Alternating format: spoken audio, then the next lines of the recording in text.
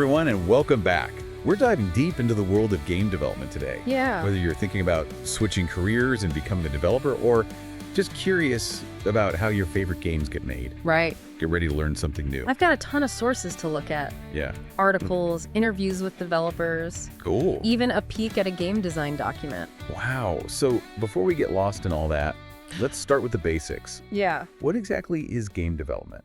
Well, it might seem pretty self-explanatory, but Right. there's a lot more to it than you might think. I bet. It's more than just coding or coming up with cool graphics. Oh. Game development is a mix of creativity and technology and storytelling. Wow. So you're saying it's like Yeah. building a new universe with its own rules. Exactly. Really? Yeah, it's about creating a world that players can interact with and explore and get lost in. So I'm picturing this team of developers. Yeah. Programmers, artists, Yeah. sound designers, all working together. Is there like a set path they follow? There is. Most game development journeys start with a really important document. Okay. It's called the game design document, or GDD for short. GDD, got it. It's basically the game's blueprint. So it's like an outline for a novel, Exactly. but for a game. Yeah, it covers everything from the core mechanics to the story, the characters, the visual style, pretty much everything you can think of. Okay, that makes sense. It helps to keep everyone on the same page, and it makes sure that what they end up with actually matches that initial vision. What happens after the GDD is done? Yeah. Do they just go straight to building the whole game? Well, no, you don't want to jump right in like that. Right. There's a step in between called prototyping. Prototyping. It's where they build a rough version of the game just to test out the main mechanics, try out different ideas, I get you. see what works and what doesn't, before they spend a ton of time and resources on the full game. Oh, that's smart. So it's like testing the foundation before you build a house. Exactly. Prototyping gives developers a chance to play around with different concepts Okay. and make sure the gameplay is really good. And speaking of tools, we can't talk about game development without mentioning the engines that make it all possible. Right. Tools like Unity and Unreal Engine. Those are the big ones. Yeah, they give developers a framework to build on, and they have all these built-in features, Exactly. visual interfaces. It definitely streamlines the process. I've heard a lot about Unity. Yeah, it's pretty popular. It seems like everyone's using it. What makes it so special? I think it boils down to how versatile and accessible it is. Okay. You can create almost any type of game with it, from those simple 2D mobile games to complex 3D experiences. Wow. And it also has a free version, which is great for beginners. That's awesome. Yeah. So if I wanted to try my hand at game development, Unity would be a good place to start. I think so. It removes a lot of the barriers to entry, but there's still going to be a learning curve. Of course, any new software takes time to learn. Right. But one thing that seems cool about Unity is that it uses C#. Yeah, And that's supposed to be a relatively easy programming language to learn. it is, especially compared to some of the others. So even if I'm not a coding expert, I could potentially pick up C# You definitely could. and start making simple games. Absolutely. That's pretty encouraging. Unity also has a ton of resources to help you along the way. Like what? Tons of tutorials, forums, a very active community where you can ask questions and share your projects and get feedback. Wow, so you're not alone. Exactly. You got a whole community to support you. That's great. Mm-hmm.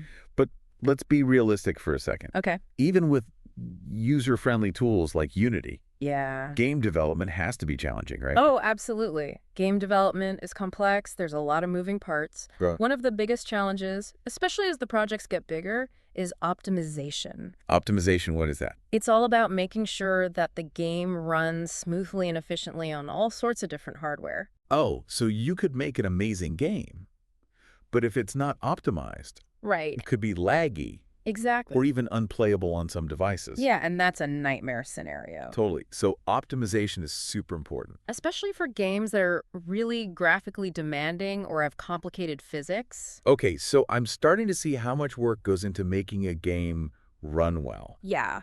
What other challenges should aspiring game developers be ready for?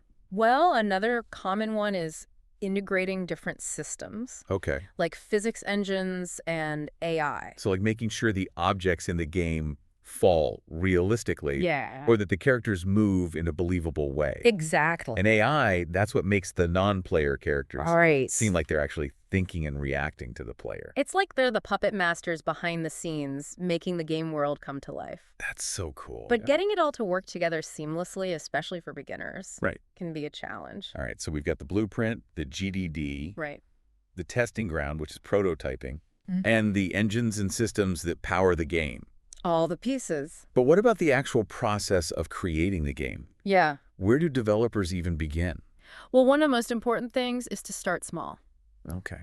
Don't try to build this massive open-world epic right away. Right. Begin with simple games to grasp the fundamentals. Like learning scales on the piano before you try to play a concerto. Exactly. Master the basics before you try to tackle the symphony. Okay. What kind of simple games are we talking about here? Maybe try recreating classic games like Pong or Tetris. Oh, that's interesting. Yeah, those games seem simple, but they teach you so much about game mechanics and programming logic and design principles. It's like reverse engineering a masterpiece. Exactly. Yeah. And once you've got a few simple games under your belt, then you can start thinking about more complex projects. I like that approach. Start small and work your way up. Hmm? Now, I have to ask about coding. Okay.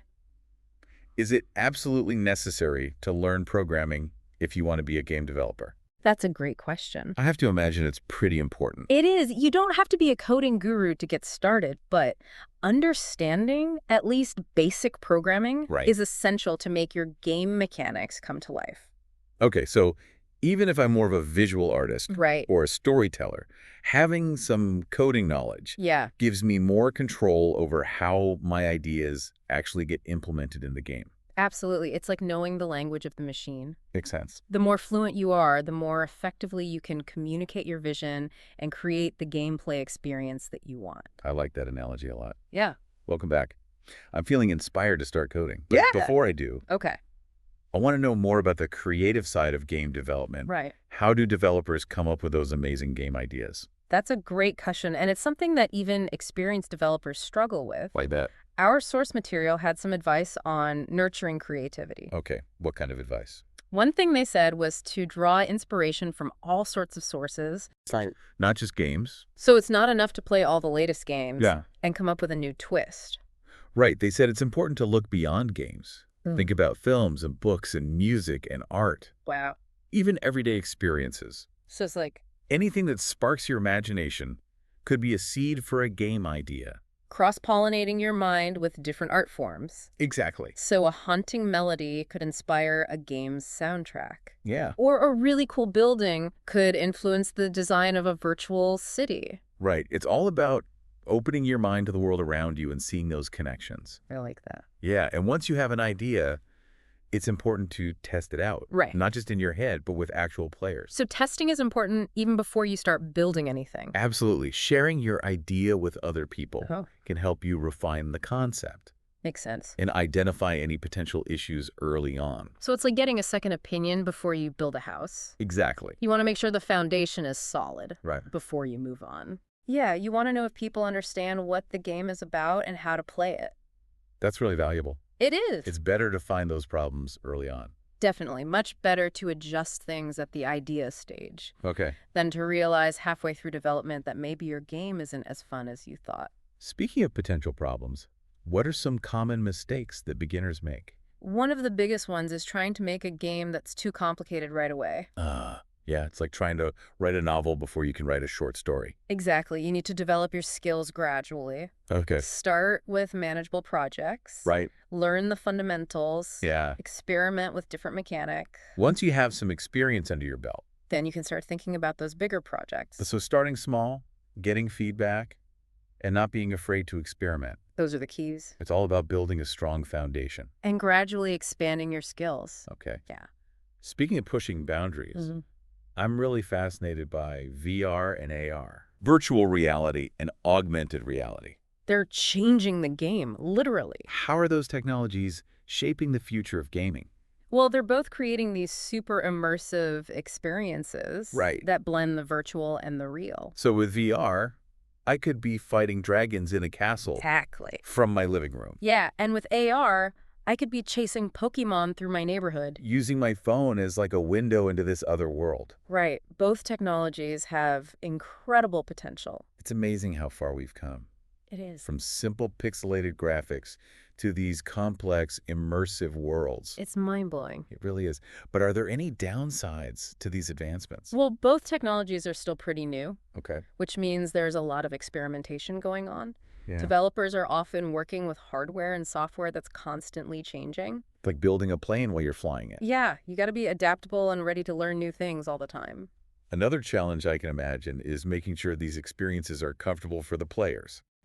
That's a big one. VR especially can cause motion sickness. Right, and AR experiences have to integrate seamlessly with the real world. It's a delicate balance. It is, but despite the challenges, Yeah. VR and AR are opening up all these exciting new possibilities for game development. It's definitely a space to watch. Absolutely, we're just scratching the surface of what's possible. This deep dive has been amazing. Yeah, it has. We've covered so much. We have. But before we wrap up this part, Okay. I want to go back to something we talked about earlier. What's that? The community aspect of game development. Right, the game development community is incredible. I've heard that. It's so supportive. It's not just about competition then. No, it's about collaboration and helping each other out. That's great to hear. Whether you're a seasoned developer or just starting out, Mm-hmm. there's a place for you in this community. It's like a big global family, Exactly. all connected by this passion for creating games. Yeah, and for anyone listening who wants to join this community, I'd say don't be afraid to put yourself out there. Share your work, connect with other developers, go to game jams, conferences, Right. immerse yourself in the community. Any other advice? Never stop learning and never stop experimenting. The world of game development is always changing. Right. There's always something new to discover. Welcome back to the final part of our deep dive into game development. Yeah, We've covered a lot of ground, we have. from the initial idea to the technical side of actually making a game. Right. But for this last part, let's shift our focus to something a little different. Okay, The human side of game development. I like that. The challenges, the pitfalls, and ultimately how to make a game that you can be proud of. Absolutely. We've talked a lot about the skills and the tools. Right. But game development is also an emotional journey. It is. It's about passion, perseverance, problem solving. Definitely. And I think one of the biggest challenges, especially for those who are working on these big long-term projects, is staying motivated. It's easy to get excited at the beginning, Right. but then how do you keep that momentum going Exactly. when you're in the thick of it, facing deadlines and all those technical hurdles? Yeah. I mean, it's something I struggle with too.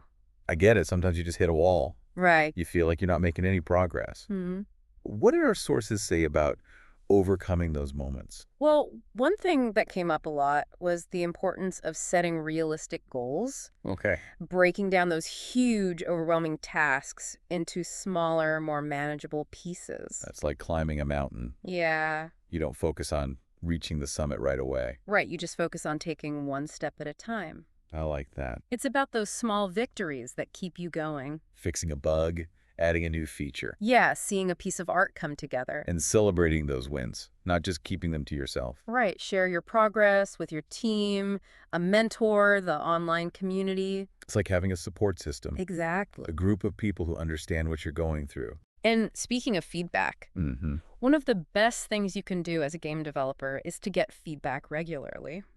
We talked about testing before, Yeah. but it seems like it's even more important when you're feeling stuck or unsure of yourself. It is. Sometimes you get so close to a project that you lose perspective. Right. A fresh pair of eyes can help you see things you might have missed. Like what? Potential problems, Right, areas that's that need improvement, Right. or even really cool things that you didn't even realize were there. So it's not just about finding bugs. No, it's about getting a different viewpoint on the whole gameplay experience. The story, the characters, The art style, everything. and feedback isn't always negative. No, it can also be really encouraging. Right. Hearing from others that your game is fun, Yeah. that it has potential, that can be a huge motivator. Especially when you're feeling burned out. It reminds you that you're on the right track Yeah. and that all the hard work is worth it.